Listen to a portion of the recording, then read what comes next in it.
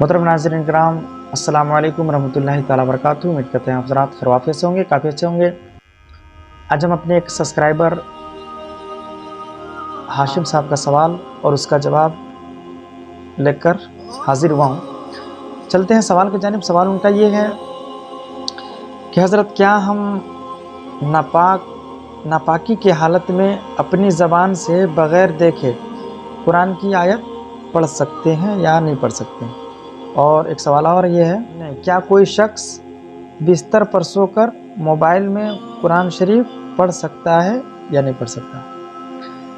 हमारे भाई साहब का सवाल ये है कि हम नापाकी की हालत में अपनी ज़बान से बग़ैर देखे हुए कुरान शरीफ पढ़ सकते हैं या नहीं, एक सवाल।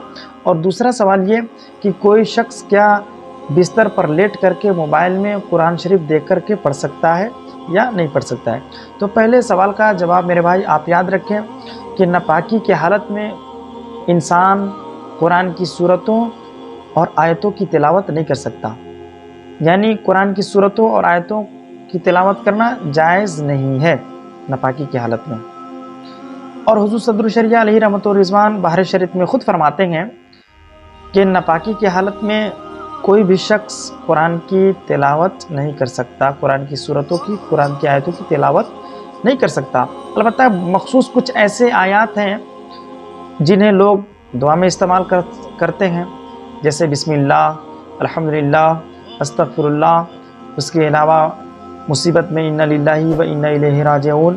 तो इन सारी जो आयत हैं, उन सारी आयतों को तो दुआ के बनिस्बत पढ़ सकते हैं, दुआ के लिहाज से पढ़ सकते हैं, लेकिन कुरानी आयत को कुरान की आयत समझ करके और ये समझ करके कि हम पढ़ रहे हैं तो हमें सवाब मुरतब होगा, हमें सवाब मिलेगा, ये पढ़ना इस तरह से जायज़ नहीं है। अलबत्ता कुरान की बहुत ऐसी मखसूस आयतें हैं जिन्हें दुआ के लिहाज से पढ़ा जाता है, तो उसको दुआ के लिहाज से हम नापाकी की हालत में भी पढ़ सकते हैं। मिसाल के तौर पर कोई शख्स खाना खा रहा था तो अल्हम्दुलिल्लाह खाने के बाद कहा, खाने से पहले बिस्मिल्लाह कहा, या चलते भी फिरते कुछ ऐसी चीज़ देखा अस्तगफिरुल्लाह कहा, तो इस एतबार से तो हम बोल सकते हैं और पढ़ सकते हैं। लिहाजा कुरानी आयात के एतबार से और कुरानी आयात समझ करके हम उसे नहीं पढ़ सकते हैं। दूसरा सवाल ये था कि कोई शख्स अपने बिस्तर पर मोबाइल में देखकर कुरान की तिलावत कर सकता है या नहीं। इस मसले के बारे में भी हुज़ूर सदरुल शरिया अलैहि रहमत व रिज़वान बाहर शरीयत में इरशाद फरमाते हैं कि जो शख्स अगर कुरान की तिलावत बिस्तर पे करना चाहे तो वो बंदा कुरान की तिलावत बिस्तर पे कर सकता है, लेकिन बिस्तर अगर उसके पाक है तो वो बंदा कुरान की तिलावत बिस्तर पे कर सकता है। लिहाजा जब वो कुरान की तिलावत करे तो उसके पाँव मुड़े हुए हों, और अगर चादर ओढ़े हुआ हो तो उसके चादर से मुंह निकले हुए हों। तो इस सूरत में कोई दिक्कत नहीं है, कोई परेशानी नहीं है, कुरान की तिलावत वो कर सकता है। उम्मीद करते हैं मसला आपको समझ में आया होगा। मसला अगर समझ में आया है तो हमारे वीडियो को लाइक कर दें, कमेंट कर दें, शेयर कर दें। अस्सलामु अलैकुम रहमतुल्लाहि ताला।